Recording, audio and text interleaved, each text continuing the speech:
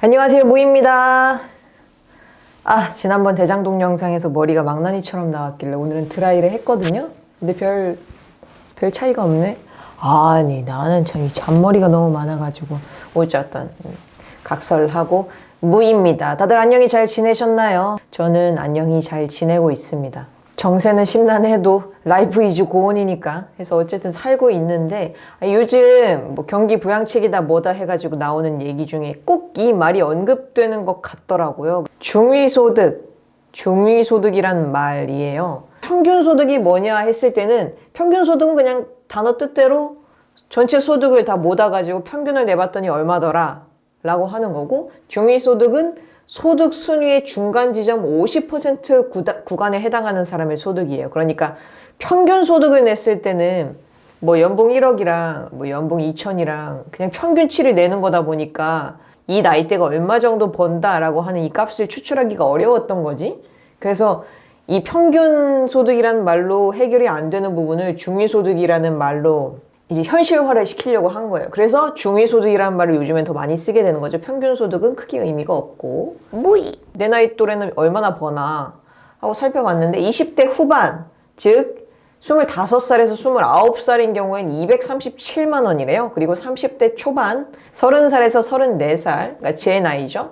그거는 285만 원, 30대 후반은 35에서 39살까지는 317만 원의 소득을 버는 걸로 나타났다고 해요. 뭐 어떤가요? 월급이랑 좀 비슷하신가요? 저는 뭐 크게 다르진 않은 것 같아요.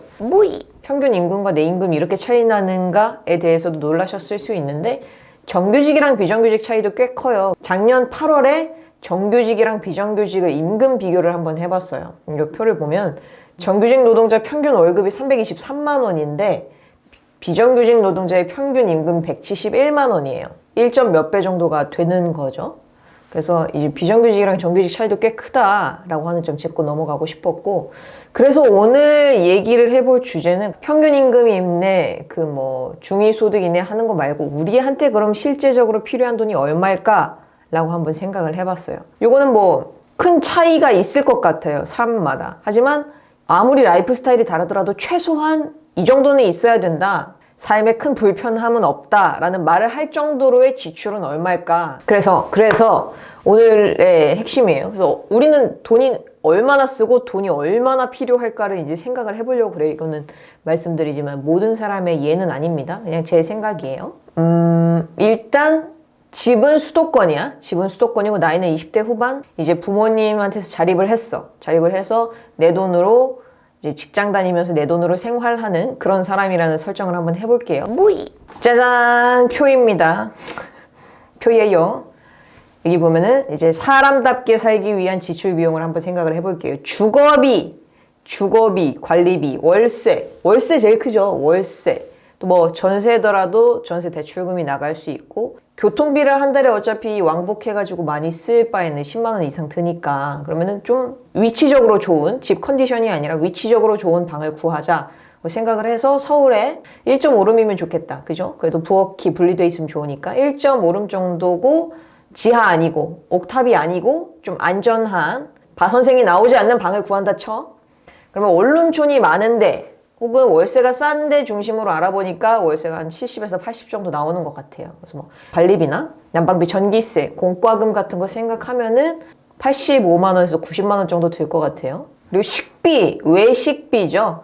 한 끼가 요즘 뭐 10,000원 정도 하니까 아무리 싼 걸 먹어도 7,000원, 8,000원. 그리고 7,000원짜리 백반을 맨날 먹을 수도 없는 노릇이니까 1만 원, 삼식하면 3만 원. 그리고 삼식이 한 달이면 90만 원이죠. 90만 원에다 일주일에 뭐 한번 친구랑 치맥할 수도 있고, 매일 주말까지 밖에서 먹는다고 생각을 안 해도 치킨 한 번 시켜 먹어도 2, 3만 원이니까, 그래서 90만 원이 보수적인 금액인 것 같고, 식비가 90만 원이다. 그죠? 문화비입니다. 문화비는 뭐 요즘 구독 서비스 많이 하시잖아요. 뭐 넷플릭스, 유튜브 프리미엄, 뭐 그런 것들도 문화비고, 머리 하는 거 아니면 뭐 헬스장, 뭐 요가, 필라테스 뭐 이런 것들도 문화비죠. 생활비의 큰 변수가 애인 유무예요. 파트너가 있으면은 돈이 기하급수적으로 늘어나는데, 뭐 어쨌든 그거는 이제 논외로 치고 해서 뭐 구독 이런 것까지 해가지고 한 달에 한 40만 원 정도 든다 치자.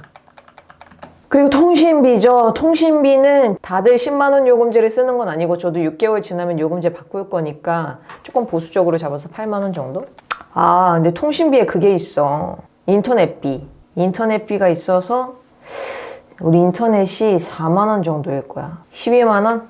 인터넷비는 뭐 어떻게 할 수가 없는 거니까요. 그리고 교통비는 왕복 지하철비 1,200 얼마씩 해서 뭐 하루에 3,000원이라 치고 3,000원씩 한 달 10만 원. 또 비상금도 있어야 돼요. 고양이 키우시는 분들은 고양이 병원도 가야 되고, 근데 인간이 아플 수도 있잖아요. 뭐 인간 병원 가야 될 수도 있고, 비상금도 쟁여놓읍시다. 10만 원 정도만 하고, 뭐 보험, 청약인데 보통 10만 원씩들 넣는 것 같더라고. 그럼 청약 10만 원에다가 실비보험 많이 내시는 분들은 4만 원에서 5만 원씩도 내시니까, 일단 저의 경우로 따지면 청약 3만 원에 보험 만 원, 5만 원 정도인데 10만 원 정도로 잡아야 될 것 같아요. 청약만 해도 10만 원씩 넣는 분들 계시고 보험도 있으니까 10만 원 정도라고 치자. 무이.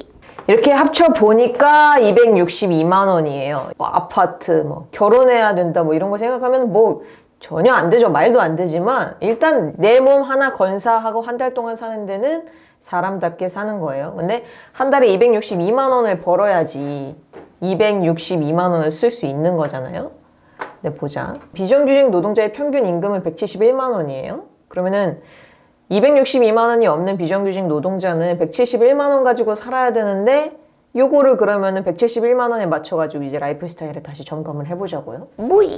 일단 주거비가 뭐 식비, 외식비와 쌍두마차를 이루기 때문에 주거비 줄여야 돼요. 주거비 줄이는 방법은 구리고 후진 집에 가는 수밖에 없어요. 뭐 원룸이고 지하가로 가는 수도 있지만 유현준 교수님이 그러셨어. 지하는 사람 사는 데가 아니라고. 그러면은 뭐 바선생이나 곱등이가 조금 나와도 참아야 될 수도 있죠. 60만 원? 어쨌든 1, 20은 반드시 줄여야 될 것 같아요. 그래서 주거비를 줄인다. 식비? 그래서 회사 다니다 보면 아침 먹기는 좀 힘들 수도 있으니까 뭐 아침 굶는다 쳐. 그리고 점심은 뭐 편의점 도시락이나 빵이나 뭐 이런 거 먹고, 야근할 때마다 야근 식대 꼬박꼬박 챙기면 그걸로 해결을 하고, 뭐 혼자 사니까 배달음식 원래 좀 12,000원어치 시키면 좀 많으니까 나눠서 먹고, 말할수록 비참해지긴 한데 하루에 뭐 10,000원 가지고 살 수 있을 것 같아요. 그러면 문화비용, 말이 문화비지 사실은 일집 하면서 아무것도 안 하고 아무도 안 만나고 살지 않으면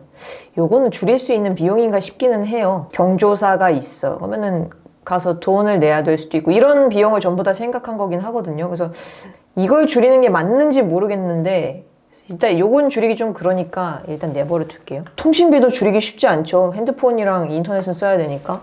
교통비도 회사 다녀야 되니까. 비상금 빼고 보험이랑 청약도 들어놔야 되는데, 이렇게 살면 162만 원? 하루에 10,000원 밖에 못 쓰는 식비랑 월세 50만 원짜리 집이랑 그런 조건이 있기는 하지만 어쨌든 이제 비정규직 평균 월급으로 또 살 수는 있다. 이게 금액이 맞냐 틀리냐 이런 문제라기보다 꼭 필요한데 또 2번, 3번 생각하게 되는, 밥을 꼭 먹어야 되나라고 생각하게 하는 그 상황 자체가 되게 사람을 비참하게 만드는 것 같아요. 무이. 자가라서 아직 부모님이랑 같이 사시는 분들, 이런 조건이 다른 분들한테는 이게 무슨 소리야 하는 생각이 들 수도 있어요. 근데 지방에서 올라와서 서울에서 일하는 청년들의 삶이 뭐 이것보다 힘들었으면 힘들었지 더 폈거나 막 아주 넉넉하거나 그러진 않을 것 같아요. 이런 생활이 지속되니까 코인이나 뭐 주식 투자 같은 것들에 뛰어드는 분들도 많이 생기시는 것 같고, 돈 욕심이 아니라 이게 아니면 안 되겠다라는 저는 절박함, 어떤 아우성 같은 걸로 보이거든요. 무이. 정부나 지자체에서 요즘 청년소득 관련해서 뭐 여러 가지 안이 나오고 있는 걸로 알아요. 지원금도 있고 고민도 있는데, 그중에 이제 뭐 지원금이 많은 경기도 같은 데가 분기별로 25만 원 정도를 주더라고요. 없는 것보단 나은데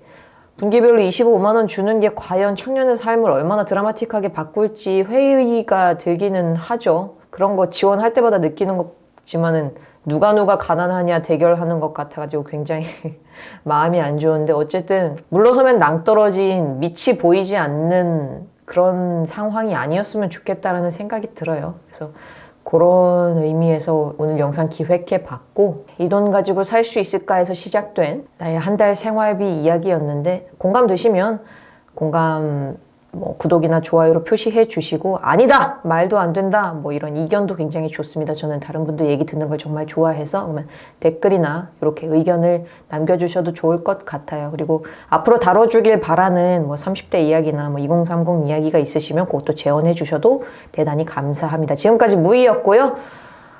평안한 하루 보내시길 바랍니다. 네, 이걸 찍고 있는 저는 지금 목요일인데 이제 다시 일로 복귀를 해야죠.